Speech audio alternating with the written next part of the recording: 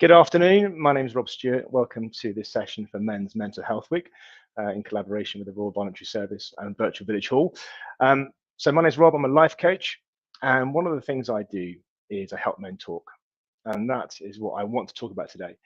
Is how to start talking, because sometimes the barriers to talking are very real, but once men do start talking, they're often quite brilliant at it.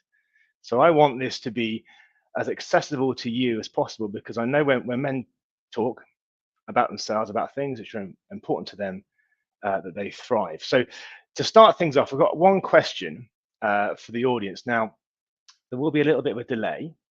So when you see this question, I will have moved on the conversation, but we will come back to your answers. So what are some typical barriers to men talking? What do you think about that? The idea of opening up and talking about things which you may think are off the menu, so to speak. What are the barriers that you feel might come up for men in general, which stop them from talking, or have them avoid talking?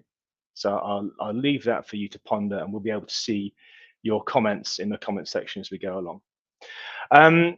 Right, so we're going to have the first slide, if that's okay.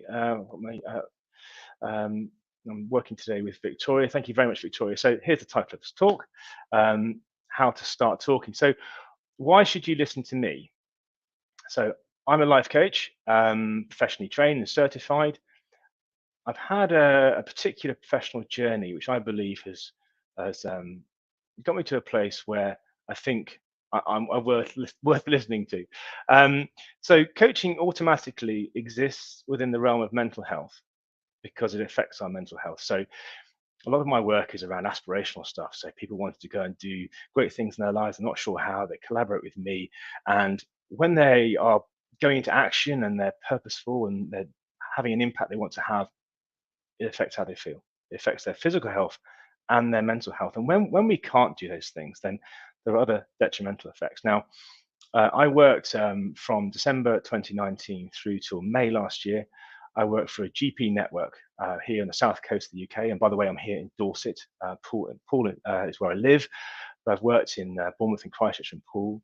And I worked for a network of GP surgeries. So we served about 35,000 patients. And I started working for them just before COVID arrived, just before lockdown happened. And I was brought in to help people with certain medical conditions like diabetes, depression, and obesity, to help them make positive life changes. But it soon became apparent, especially with the arrival of COVID as well, that there were some other things going on. There were other agendas which weren't being brought up in typical GP consultations, because there's simply not the time, 5 or 7 minutes. But I had more time. I had about an hour with patients, and they learned that they could use that time to talk about themselves at a greater depth, and we could find out what were the most important things that they wanted to be impactful around. And there was a rise in anxiety, lots of other things going on, and amongst that setting, I encountered a lot of men who were opening up for the very first time, and this is where I encountered the Smoky Mess. Okay, so this is the statue Rodin's The Thinker. This picture I took, actually, it's in San Francisco. And this image has stayed in my mind for years, because I think personally, this is what I'm like. Literally, this is what I can do, look down at the ground, hand on my chin, when I am facing my smoky mess. Now, what is a smoky mess? Well, having worked with lots of different men, sometimes men don't know why they feel the way they feel. What are the reasons behind why they feel that way, although they can't put a name on those feelings, and how to affect it. So it's a bit like trying to punch smoke. And from my experience, there are people who have significant, impactful events in their lives, and that is a clear reason for the smoky mess to be in front of that particular person. But also, there are men who simply haven't talked about many things, many small things. Might not be anything that could be classed as traumatic, but they just simply haven't talked. It's not an avenue that they've looked down. And over time, this builds up to be this smoky mess, which is why it's so difficult to identify, because it's not clearly one thing that's happened. It's many things that maybe haven't happened.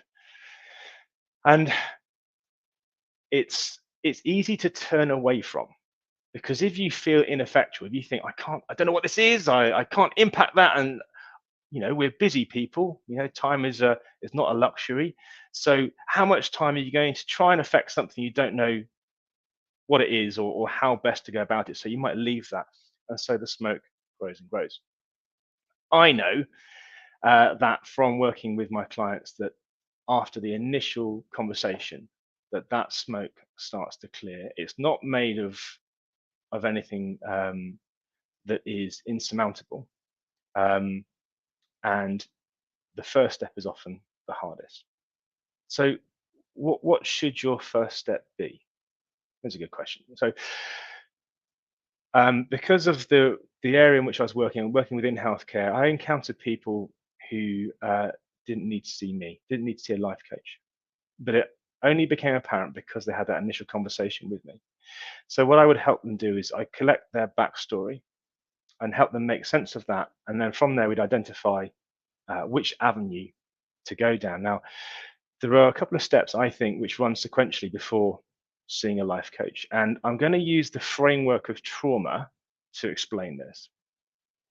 So, if a man had not talked about something traumatic in their lives and they wish to start talking, then probably the best first step might be to talk to a counselor. It's a very safe space to talk with someone who's professionally trained, to listen in a certain way to help that story come out. After that, then we've got something like therapy. If you want to change your relationship with what has happened to you, then therapy is a really good process to go through. And then after that, if you're ready to kind of move forward and think in an aspirational and act in an aspirational way, then life coaching will come after therapy. So um, they're kind of sequential. They overlap with each other. They can happen at the same time as other processes. So therapy can happen at the same time as counselling, at the same time as coaching. And in my work with NHS patients, I learned to operate in that grey boundary between counselling, therapy, and coaching, which is quite often where I met my clients or my patients. Now, to access those services, one of the gatekeepers will be your GP, and your GP might be a good person to start with, but probably isn't the most enabled person to have an ongoing conversation with you, because of the time limitation that they have with regards to talking to patients. But they can help you access other services which may come under the banner of social prescribing, so a non-medical intervention to help a patient. If you're not going to approach your GP surgery, but you want to do that privately, then you can think about that sequential relationship between those three types of professionals. Okay, so it's the professional approach. And I think if you're dealing with something like trauma, that's a really good route to go down. You can also contact free services that we know about. So Samaritans, you can call Samaritans anytime, day or night, and the professionally trained people to help you talk and support you. But before I say any more about that, I want to talk about why it's important to talk. So I want to tell you a story about the bear and the fish. Okay. So if you imagine a big brown grizzly bear stood chest deep in an icy cold mountain stream, it's a difficult place to be. The water is cold and fast moving. The riverbed is angular and loose. So why is that bear there? It's got a really good reason why. It wants a fish. It wants a salmon. So it stays there and it lunges repeatedly at the fish swimming past. It repeatedly misses, but it perseveres because it's got a really good reason why. Until eventually its jaws clamp down on a giant salmon and it plucks it from the river. Now, what it wants isn't easy to hold on to, because that fish is a ball of muscle, flipping and flapping, making the whole bear's head shake.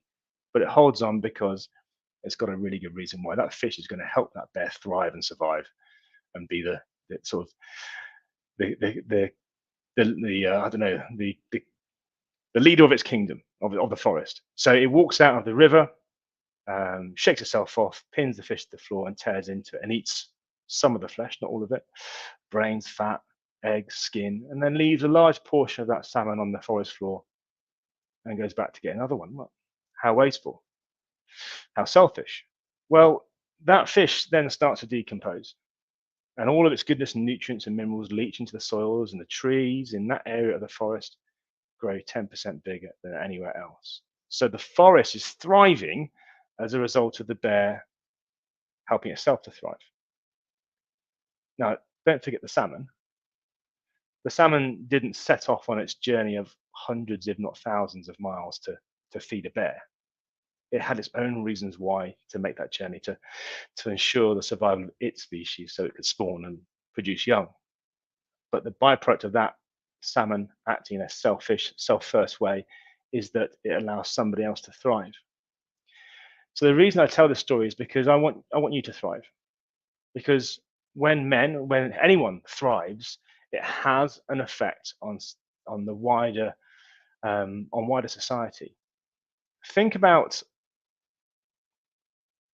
the six most important people in your lives. Think about the impact and the influence that you know you have and that you suspect you might have on those people's lives. Think about the difference between you thriving and turning up and interacting with those people versus you being compromised. Okay, by helping you thrive, we are helping society at large. And this is why it's really good to act in a self-first manner in certain ways, because we are sometimes the best placed person to help ourselves, and also we're with us, if you like, all the time. So this is the reason why I'm making this talk today. I want to help society at large by helping men thrive. Right, let's go to the next slide. Okay, so not talking is a superpower. Not talking is a superpower. I want to tell you a story about a client and I. This came up as a topic during a coaching session. I said, when do you think not talking would be the best possible choice of action or inaction? And we were talking and talking, and we came up with things like during a bank robbery. Everyone put your hands in the air, everyone get on the floor, whatever. Not talking might be a good idea. It might be a really good way to survive, to see the next day. And we went on and talked about men not talking, and we came up with something that was a bit more impactful on society at large. We came up with warfare, and neither of us have been to war. We're not soldiers. We don't know anything about it, but we imagined there are places in that environment where it's really good not to talk and not to be basically suppression of feelings, suppression of emotions, because there's a really important job to do where it's all about going into action and thinking about that action and putting aside what you might be feeling, like literally going over the top. And we discussed that, and we thought, what about if a country was at a war for a number of years?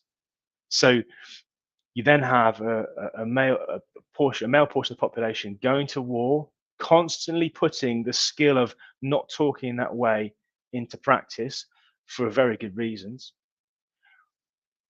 subconsciously recognizing that as a survival skill, so it becomes ingrained.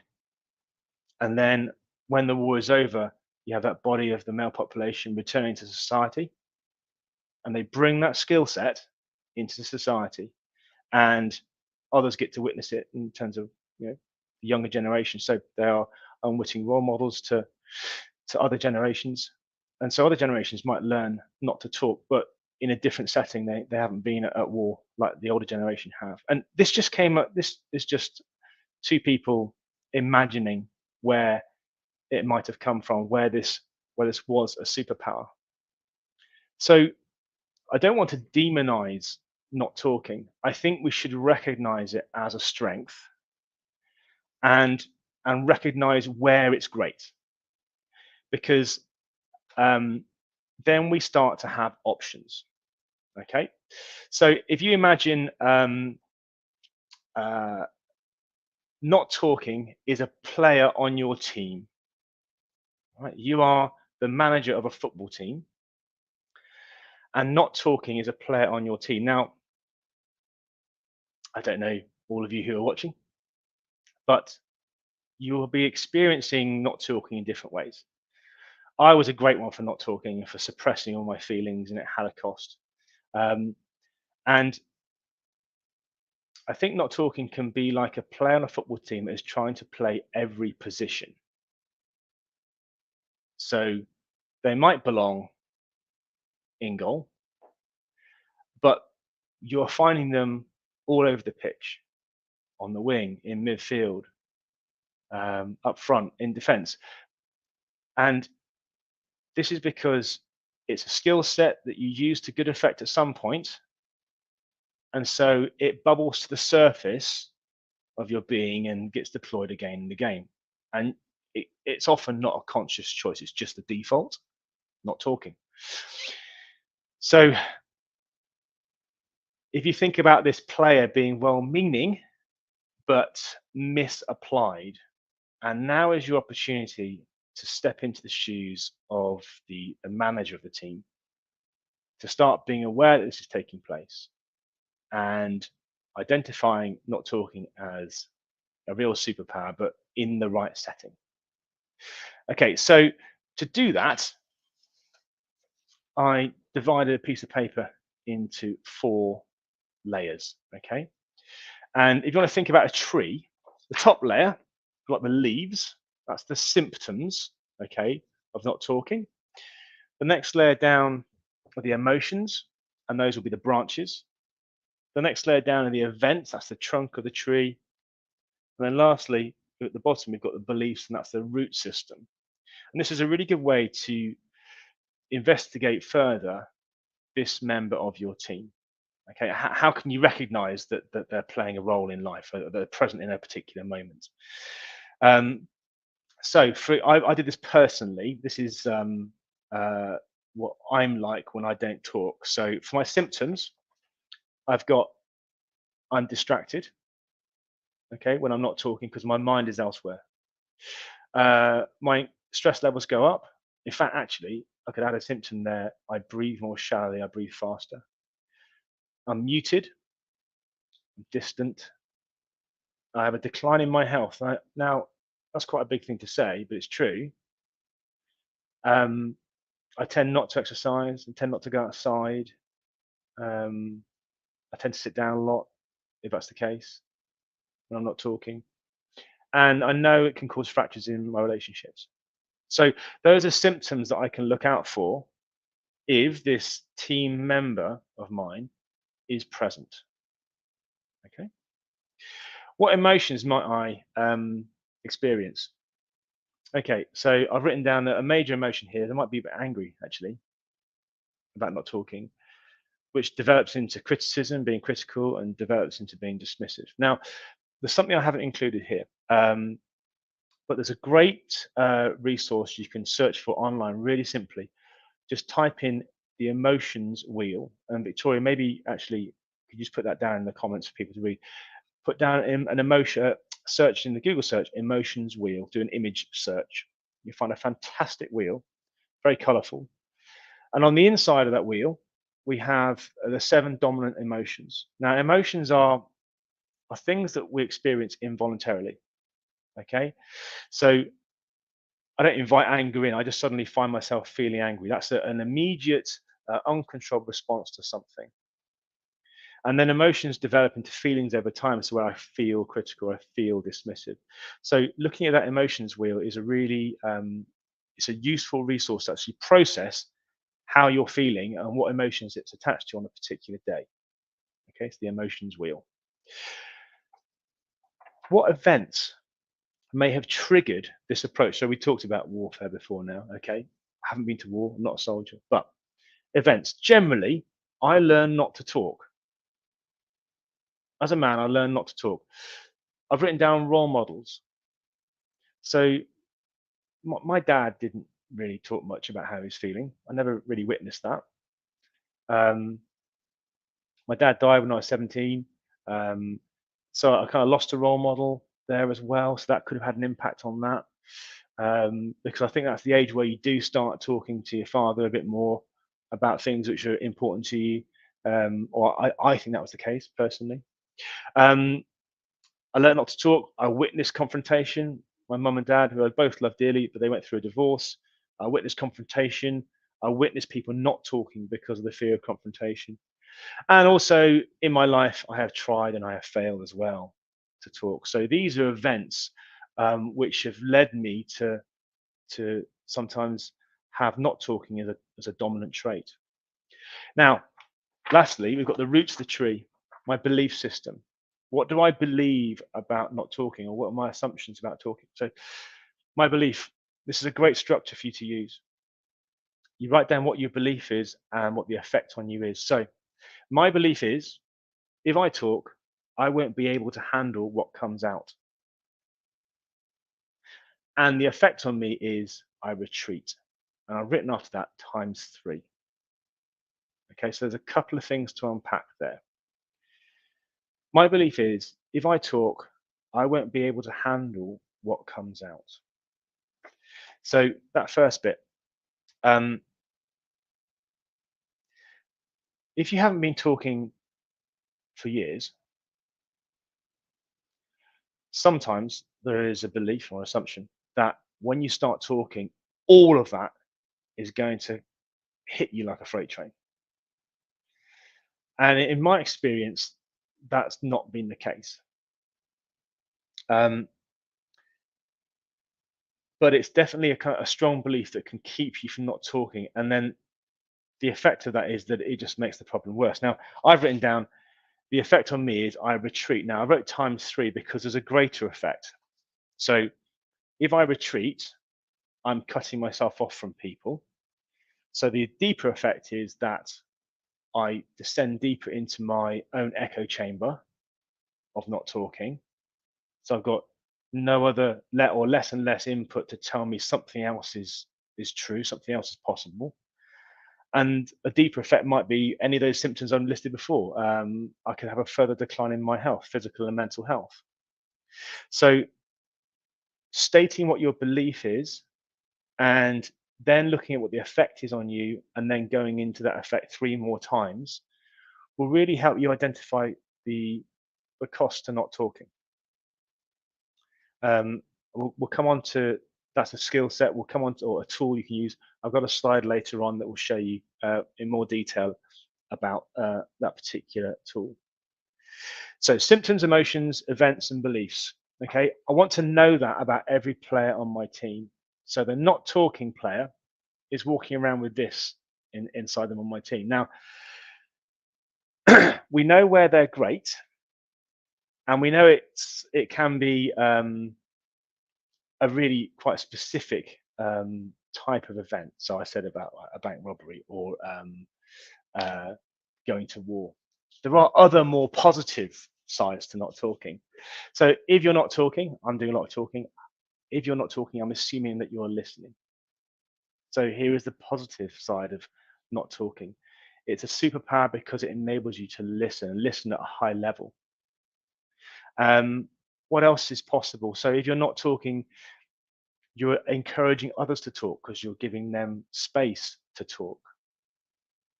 And maybe there's an opportunity there for empathy, to allow somebody to talk, to allow them to feel their emotions, to have you just, as we say in the coaching world, hold a space, a protected space for them to talk.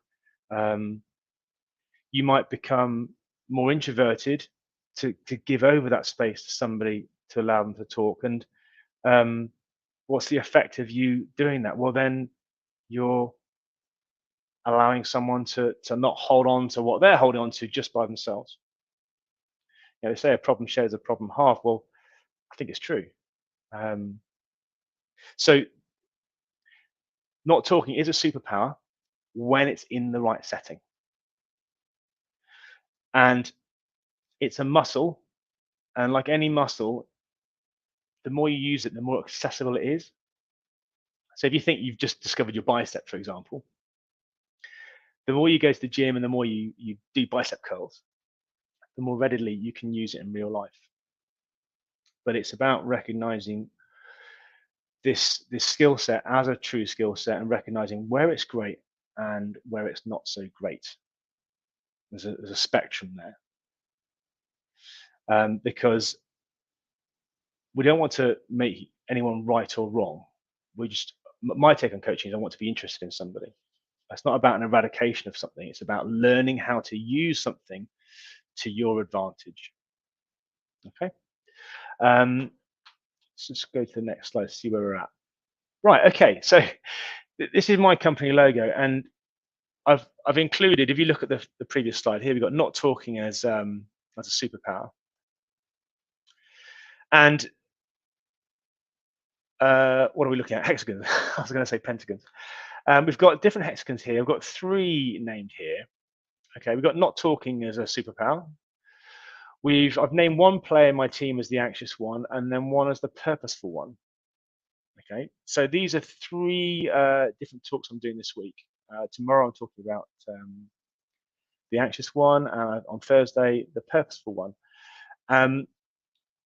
So when you know where not listening is great, so going back to the football scenario, if they're great in goal and you start to make sure that they are deployed when you're in goal in particular settings, it then allows space for other skill sets to be brought forward. So the obviously opposite of not talking is talking. So there's a place for you to talk, and talking is also a superpower because it allows what's inside to come out, allows you to make sense of it, especially if you engineer success from the get-go. Now let's just talk a bit more about this. Okay, so the talking toolkit.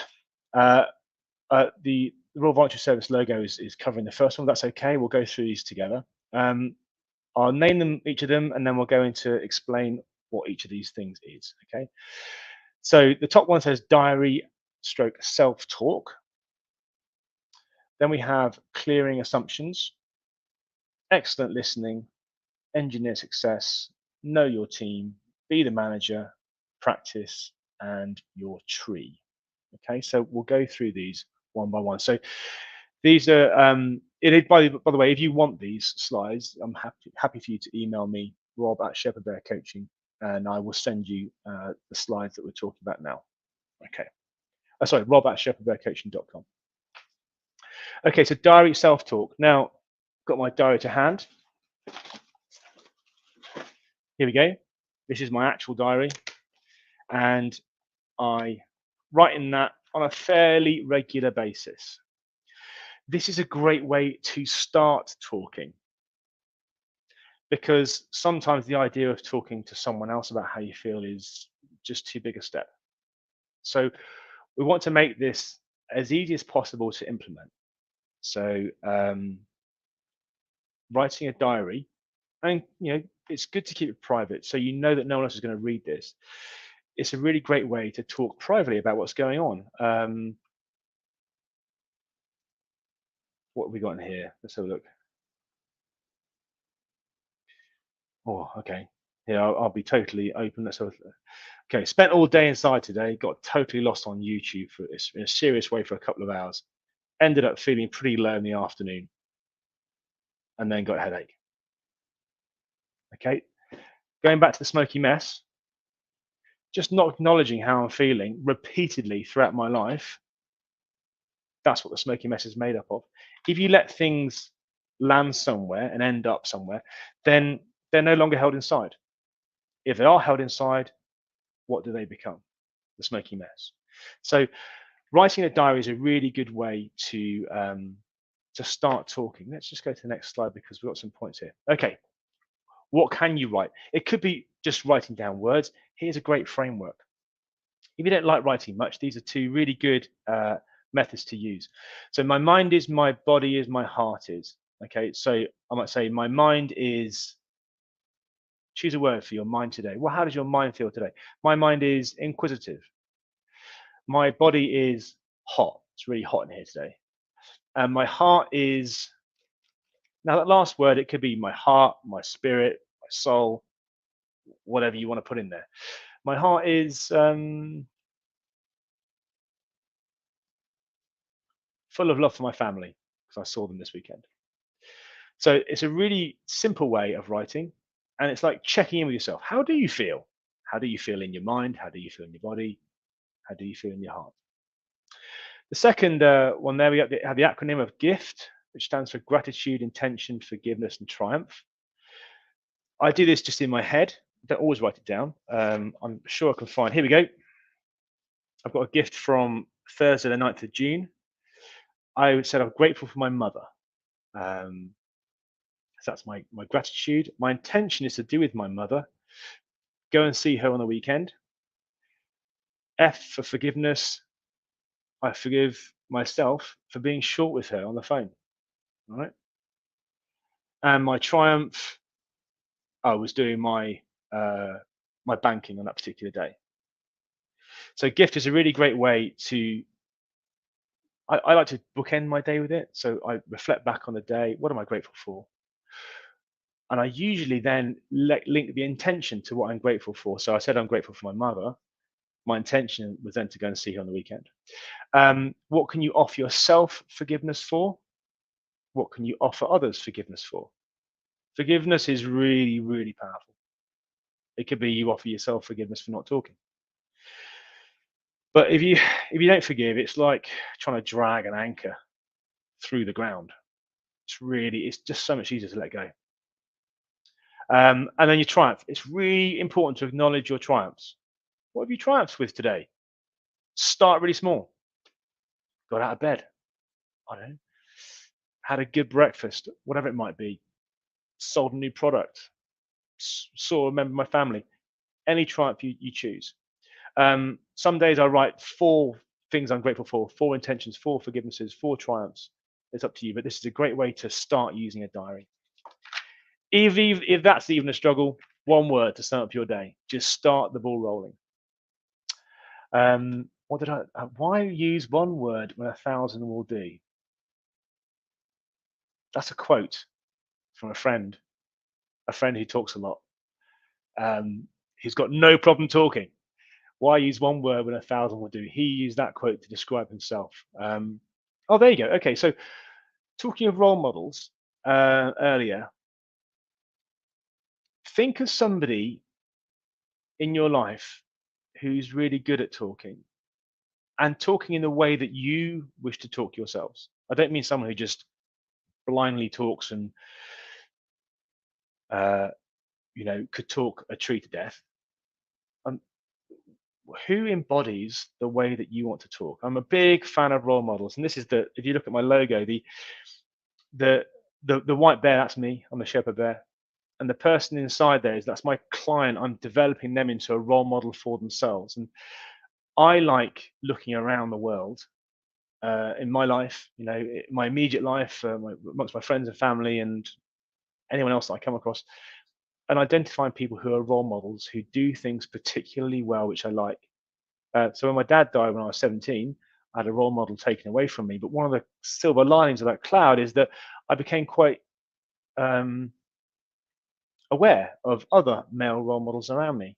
So I would go and see a particular friend's dad who was really in touch with music and was great at explaining things to me. I would go and see somebody else because they did this really well, and I would go and talk to this person because they're really good at listening. Or I would go to that person because they're really good at imparting advice, talking. So um, my friend who gave me that quote, "Why use one word when 1,000 will do?" is really good at talking. Okay, assumption clearing. Assumptions are gaps in our knowledge, and we can have an assumption about about talking or not talking. This is the same as a belief in a way. So we have the structure there. My assumption is, and the effect on me is. And I put there, nota bene, what are the deeper effects of the effect? So just to explain that a bit further, you're driving down a road. There's a road joining the road that you're on. You're on the way to work. There's a truck at a T junction about to join your road. Your assumption is that truck will slow you down if it gets in front of you. And the effect on you is that you speed up. What's the greater effect? The greater effect is that you exceed the speed limit and you're now driving dangerously. The greater effect that you don't know about is that there's a pedestrian about to cross the road who stood behind that truck, which you can't see. So you're going to put their lives at risk. The greater effect, I mean, it goes on and on. So assumptions are gaps in our knowledge, but we can treat them as though they are known facts. So what assumption do you have about talking? And it's often the assumptions that can keep us from talking. And don't forget, let's go back to the tree. Where are we? The tree structure. Okay, it could be based in an event where not talking was really useful. Okay, it cemented it as a life-preserving skill, but we're now letting that be a dominant behavior, and we're acting on assumptions that not talking is the best route forward. Okay, let's go to excellent listening. Yes, Marcus, listening is a superpower. Well, let's say hi to a few people. Hello, hello. Who have you got here? Hi, Luke. Men's perceived role in society. So these are answers to questions. Let's just go back to the. So, what are some of the typical barriers to men talking? That was the question I raised. And let's have a look at the answer. Luke, men's perceived role in society. So, Luke, AE, I ask you, is that an assumption? Do we have an assumed role in society? Is it a gap in our knowledge? Are we kind of giving over ourselves to that assumed role? Interesting. Marcus Ahmad, I think men talk a lot, but in their own way, almost a coded way. Interesting. Yeah, a coded way. What's that code? I think we've all been here. I'll give you an example. You see a friend, they see you. You might both have something you really want to talk about. You're assuming that it's the perceived role in society that men don't necessarily talk. So when you see each other, hi, how you doing? Good. How are you? Good. Right, let's go do this thing. And that's what happens. Men are really good at going into action around something, and sometimes our ability to go into action and the effects it gives us can lead us to think we're dealing with something, but it's more like a distraction. So that smoky mess remains. We return to it. So hopefully this talk enables people to go a little bit further. And I'm going to talk about this with after listening, after the next point, engineering success. We'll talk about that. Hi, Victoria. Stigma surrounding mental health. Yeah. Hmm,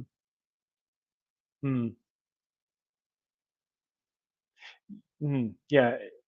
If you said to somebody, "How's your mental health today?" How would that question be received? It is. I think there's definitely a stigma around that. I don't necessarily always differentiate between physical and mental health. We're just one interconnected. My belief is that we're one interconnected thing, and what I do physically for my physical health affects my mental health. I sometimes just let it be one thing in my head. Um, but yeah, definitely a stigma. But our health, mental or physical. I'm going to quote somebody, a friend of mine, Ryan, who said, um, with regards to health, he said, our health is the greatest free gift we're ever given. Why give away such a great gift and then have to buy it back at great cost later in life? Something along those lines. And it really landed with me. But modern life is very good at keeping us busy, very good at keeping us chipping away at achieving. You know, how well we are at doing, how well we're doing at life, is often measured with external success. You know, have we achieved this? Have we got that? And we're forgetting the foundations on which all of that sits, which is our mental and our physical health. If you haven't got that, you haven't got anything really. Um, no, listening is a super. Yes, Marcus, listening is a superpower. Um, okay, so listening. That brings us back to listening. Know the power of talking by being a great listener. So, if you're not sure about talking, maybe you can try listening. Um, One thing to be a great listener, it's not just about not talking. It's about the sort of your presence. So um, it's a bit like being mindful. So if I say pink elephant, everyone's thinking about a pink elephant now. That's like level one listening. Okay, it's where it's it's to do with me. It's to do with you. It's to do it on a personal level. It's where our mind wanders. Okay, that's level one listening. Level two listening is like first date listening. So you're hanging on every word, and you could probably regurgitate it because you've been listening like that. Level three is, and this all comes from the coaching world. Level three is you're listening to what people are saying, how they're saying it, their mannerisms, where they look, what they do with their hands. You're also listening to the pauses that they use, what they're not saying. You're listening with your gut. Um, and that's really focusing on something. I've written down some things here to focus on empathy. So allowing someone to feel a certain way. With this quality of listening, you're not there to fix anybody, but you're validating their feelings. If they're sad, you can sit there and imagine their sadness. You can mirror what they're doing. If someone's talking, they're clenching their fists. Some I do this when I coach. Sometimes I'll clench my fists and just try. I'm not going to completely understand how they feel, but I'm gonna voluntarily put myself somewhere to be vulnerable, with them. Silence when they're not talking, it doesn't mean to say I have to talk. Sometimes silence is really powerful because it gives someone um, the space to just have their thoughts tick over in their head and come up with the next thing they want to talk about. Yeah, feeling how they feel, giving them space, allowing them to talk. Um, so yeah, listening. Trying listening first, and then if you see the benefits in somebody else, and you say, "How was that?" and they go, "Oh, so good, thanks." You've got something to question the not talking part of you, okay? Because any dominant behavior thrives on a lack of evidence to the contrary. So if you actually go out there and listen in a really um, empathetic, uh, um, intentful way to somebody, and you see how much of a benefit they will get from it, you will get that too. Okay. Engineering success. Love this phrase. One of the phrase I use a lot in coaching to help you talk. Um, help you talk. Think about who is a great listener.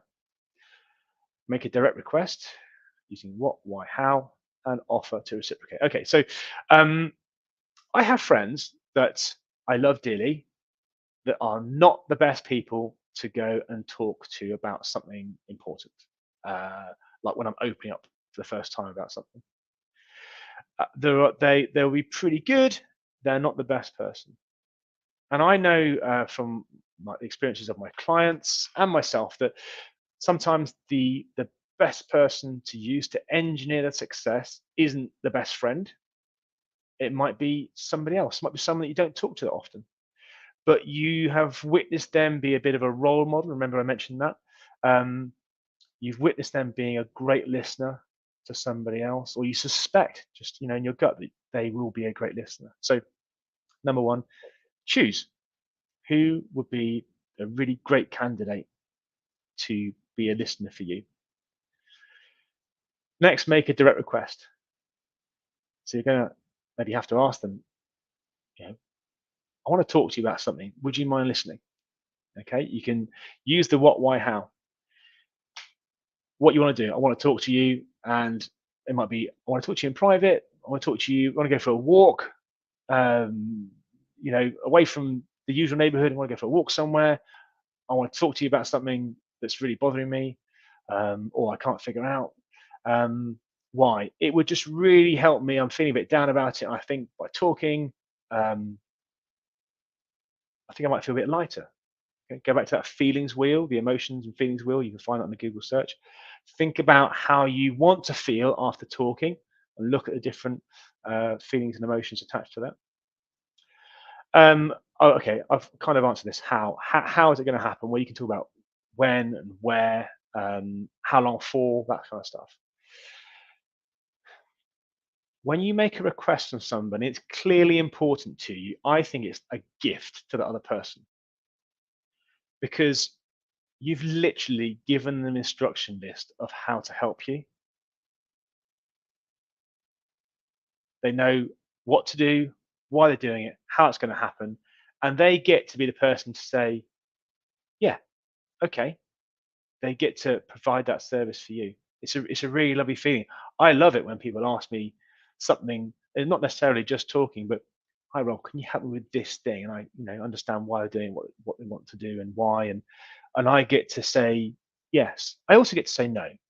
You might get a no, um, and the engineering success, that process is all about being ready for someone to say no. They might not be willing. That's okay.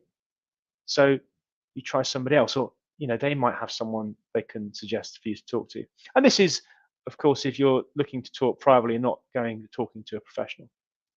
Um, but you can, of course, use that structure when you're talking to a professional. Offering to reciprocate, that's an option. Um, I, I don't think it's necessarily a requirement. I just put that. Yeah, I'm not sure if I want to include that or not, but you can offer to reciprocate. They might say yes, they might say no. It doesn't matter. Just because you listen to them, they listen to you, doesn't mean that it has to be reciprocated because you might not be on the top of their list of people to talk to. They might have somebody in their mind's eye, in their gut, who they think they want to talk to. Okay, so engineer success. Also, think about, um, where maybe the pub on a Friday night isn't the best place. If you want something different, if you want to achieve something different, it might take a different approach. So where would be an amazing place to open up and talk? Go there and do that. Why not? This is up for design. Okay, let's go on to what we've got here. Know your team. Okay, you are not your feelings. You are a multi-tool. New muscles need to be exercised. Not talking is a useful approach, and you're the team manager. Okay, so remember, this is a team member. We've identified some qualities about the team member. We're going to label that team member as not talking.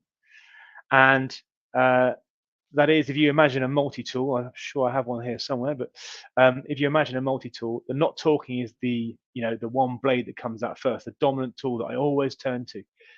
You have other team members in your life, and those other team members occupy certain areas on your football pitch. Okay, so once we understand where a team member is great and in what setting, and where they're not so great, then we can make space for you to discover the other tools on that multi-tool. Okay, I love using analogies, so that's one of my favorites. To make most of your team, you have to kind of develop them as a muscle. So the not talking, if you're going to be a listener, is a great skill set to use. It's very different to not talking when you're just avoiding talking. So understanding how to use your team is a real powerful move. And if we go back a slide or two, let's have a quick look. Where are we? There we go. So this is my team. So today we're talking about not talking. Tomorrow we're talking about anxiety. And on Thursday we're talking about purpose. These are all members of my team. And rather than having one large hexagon in my life of not talking, I'm telling you, or I'm going to be telling you about how these different parts of me I've enabled them to grow so they can be more accessible, and I can use these different aspects of myself to deliver what I want in life. Okay, let's go through. Know your team. Right, we're sort of coming to the end of the talk now. So I want to make you an offer. Um, you can use this link. If I actually, Victoria, if I copy that, or I will, I'll try and copy that and get it into the chat. Um, it's Men's Health Week. I want to do my bit to help you men talk. If you visit my website, www.shepherdbearcoaching.com, you can read all my testimonials. You can also go on further and read case studies that have been left by different clients of what it's like to work with me. If you feel that you'd like to try talking with me, a professional, you can book yourself a free 45-minute discovery call. And I'm really good at helping people talk. We can go over all the things that we've talked about in today's chat, but also anything else that you want to talk about. It's entirely confidential, and it's my gift to you. So you can use that link to book yourself a free chat. Let's just see if we can get that into the chat now.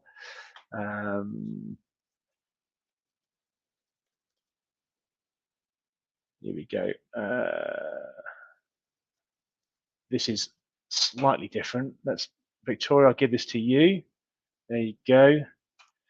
Okay, so people can use that link, Victoria, to book yourself a free chat. If you don't get that link out of the chat here today, you can go to the contact page on shepherdbearcoaching.com. You can book yourself a free chat through there. Failing that, you can just email me, rob@shepherdbearcoaching.com.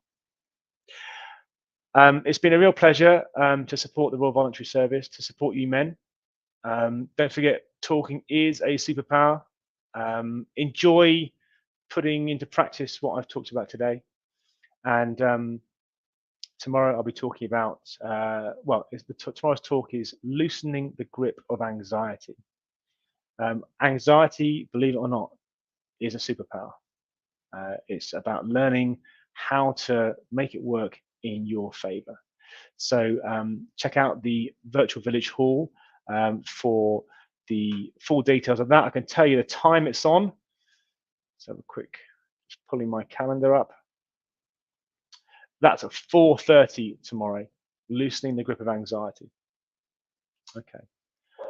Thank you very much for watching, and Victoria, thank you very much for your assistance. Thank you for everyone who's attended, those who have commented. Thank you, Marcus. Who else have we got here? Alan. Hi, Alan. Thank you, Victoria. And Luke as well. And everyone else who's been watching. Thank you very much.